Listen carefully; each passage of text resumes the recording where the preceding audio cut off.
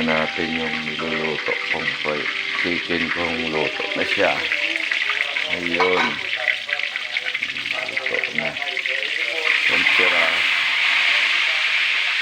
Isang piraso lang ito kasi para lang ito sa anak ko. Yung niluluto kong ito.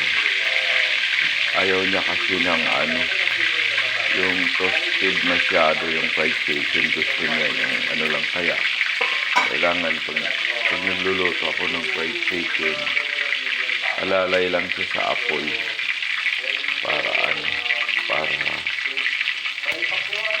para hindi siya masyado toasted. Ayaw niya kasi toasted na fried chicken.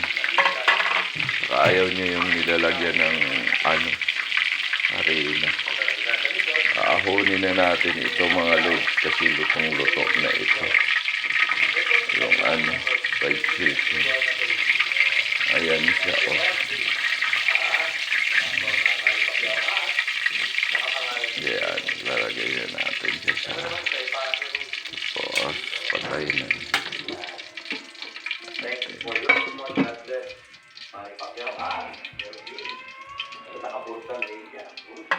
Ayan na siya. Luto na ang aking fried chicken. Isang hita lang yan. Kasi anak ko lang naman ang uulam niyan.